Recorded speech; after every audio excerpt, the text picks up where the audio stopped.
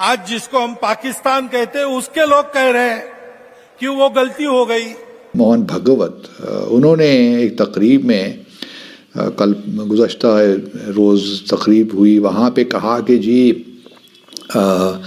पाकिस्तान के लोग अब बहुत नाखुश हैं वो इस तकसीम से, जो कि उन्होंने अलग पाकिस्तान बनाया, जो बड़े सगीर को तकसीम किया, जो अपनी हठधर्मिता के कारण भारत से अलग हो गए, अपनी संस्कृति से अलग हुए। अब पाकिस्तानियों को अंदाज़ा हो गया होगा कि भारत के साथ रहना कितना अच्छा होता उनके लिए। 12 लोगों की जानें चली गईं पाकिस्तान में आटे की लाइन में लग के। अगर आप देखें जो मोदी जी ने किया है, उन्होंने एक स्टेटमेंट बोला था कि मैंने पाकिस्तान को दर दर कटोरा लेकर जाने के लिए मजबूर कर दिया है।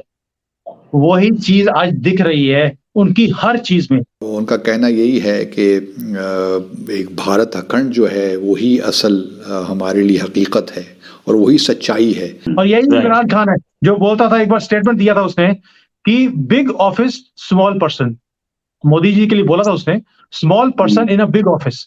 और आज वो हमें बोल रहा है कि हमें आईपीएल नहीं खेलने देते। यहां तक कि जो पाकिस्तान रेडियो है, पाकिस्तान रेडियो की बिल्डिंग तक इन्होंने गिरवी कर दी। हमारा इंडिया का स्टैंड बड़ा क्लियर है, स्पोर्ट्स एंड जिहाद कैन नॉट वर्क टुगेदर।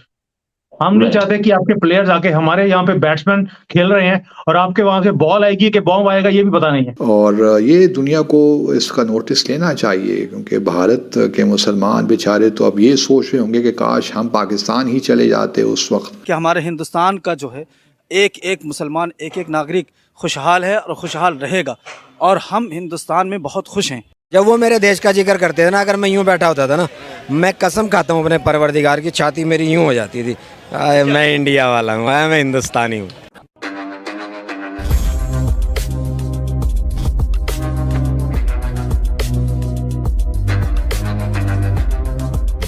नमस्कार दोस्तों आपने काफी बार पाकिस्तानी पब्लिक में ये बात सुना होगा कि वे कहते हैं कि उन्हें काफी दुख है कि वे भारत से अलग हो गए थे 1947 में, और ये पार्टीशन करके उनके बुजुर्ग और उनके लीडर्स ने पाकिस्तान का ही नुकसान किया। और दोस्तों इसके ऊपर हमारे आरएसएस के चीफ मोहन भागवत जी ने अपना एक स्टेटमेंट दिया। उनका कहना है कि पाकिस्तान अब रिग्रेट महसूस कर रहा है पार्टीशन का, जो कि एक सच बात भी है। लेकिन दोस्तों उसी के ऊपर एक पाकिस्तानी एनालिस्ट जो सिर्फ अपने टेबल में बैठ करके कुछ भी बड़बड़ाते रहते हैं, ना ही उन्हें कुछ ग्राउंड रियलिटी और ना ही अपने देश में क्या चल रहा है उसके बारे में थोड़ी भी खबर हो, तो उन्हें थोड़े अपने घर से बाहर निकल करके अपने देशवासियों से उनकी राय लेनी चाहिए। और दोस्तों साथ में उनका ये भी कहना है कि अब जो नवरात्रि चल रहे हैं उनमें हिंदुओं ने मुसलमानों पे अत्याचार कर रहे हैं और उन्हें मार रहे हैं। लेकिन इस वक्त भारत में इसका उल्टा हो रहा है, जहां दूसरे साइड के लोग हिंदुओं पे पथराव कर रहे हैं, और इसके वजह से अब हिंदुओं ने अपना रामनवमी का भी जुलूस को भी निकालने से मना कर दिया है, ताकि भारत में शांति बना रहे और लड़ाई का माहौल ज्यादा ना आग पकड़े। तो चलिए दोस्तों इसी पर आगे पाकिस्तानी मीडिया का रिएक्शन देखते हैं। जी दोस्तों, भारत से कुछ अच्छी खबरें नहीं आ रही, ख़ास तौर पे मुसलमानों के हवाले से। आजकल वहाँ पे रामनवमी हिंदू फेस्टिवल भी हो रहा है, चैत्र नवरात्रि भी हो रहा है, रमज़ान का महीना भी है, तो बहुत से वहाँ हिंदू फेस्टिवल का जो है प्रोसेशंस हुए। और साथ में हमने देखा कि वेस्ट बंगाल से लेकर गुजरात तक और महाराष्ट्र वगैरह में भी मुसलमानों के घरों को जलाया गया, उनके दुकानों को लूटा गया। तो और बहुत ही संगीन सी सूरत हाल है, और ऑब्वियसली ये सब चीज़ें देखकर दुख होता है।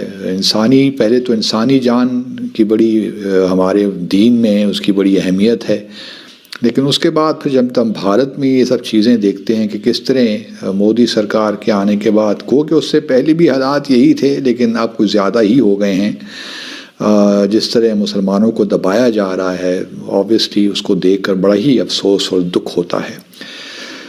लेकिन क्या कीजिए कि दूसरी तरफ आरएसएस, जिसके बारे में हम सब जानते हैं कि इस ऑर्गेनाइजेशन का बैकग्राउंड क्या है, बल्कि इन्हीं फेस्टिवल के दौरान कुछ प्रोसेशंस में तो नथुराम गोडसे, जिसने महात्मा गांधी का कत्ल किया था, उसके फ़ोटोज़ भी उठा रखे थे और उसको हीरो बना के पेश किया जा रहा था। तो आरएसएस का बैकग्राउंड तो यही है।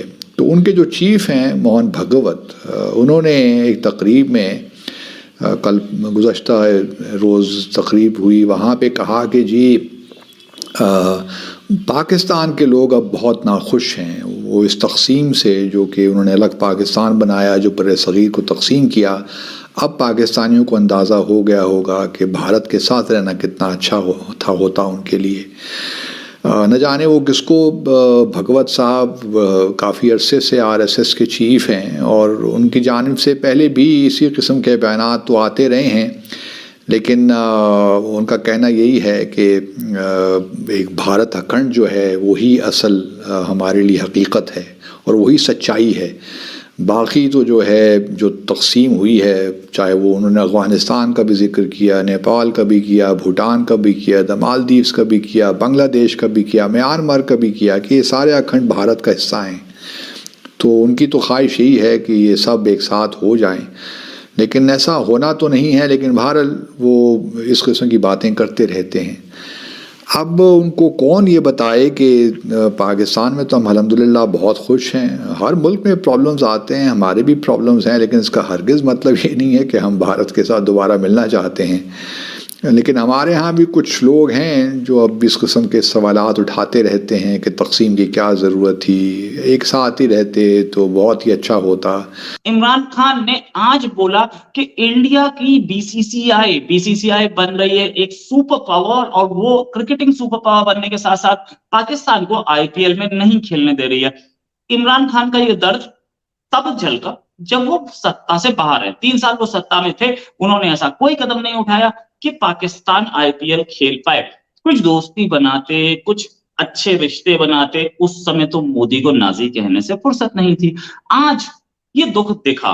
रोहित भाई, डेस्परेशन आईपीएल की नहीं है, डेस्परेशन उनके जीन्स के अंदर जा चुकी है।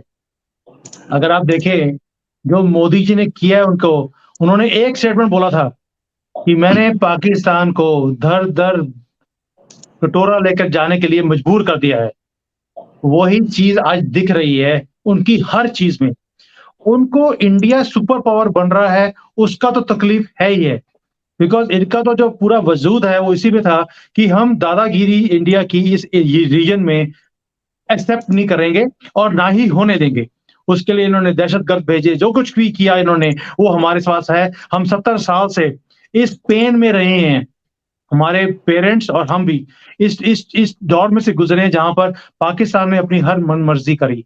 बट अब वो टाइम आ गया है जहां पर पहले हम इनको बोलते थे कि भाई हमारे साथ जो कुछ आप कर रहे हो ना करो, लेकिन आज की डेट में पाकिस्तान हर जगह पर मजबूरी दिखाता है अपनी कि इंडिया एक सुपर पावर बन गया है, सुपर पावर की तरह बिहेव कर रहा है। इवन कि स्पोर्ट्स के अंदर भी वो सुपर पावर की तरह अपनी डिक्टेशन देता है पूरे क्रिकेट वर्ल्ड को। आनंद वाटी इन्वेस्टमेंट बैंक ने बोला, छोटा बैंक नहीं, आनंद वाटी इन्वेस्टमेंट बैंकिंग ने बोला कि 2027 तक इंडिया की टोटल स्पोर्ट्स इंडस्ट्री $100 बिलियन की होगी। पाकिस्तान का कर्जा खत्म कर सकती है। रोहित भाई, मैंने एक बार एक न्यूज चैनल पे बात की।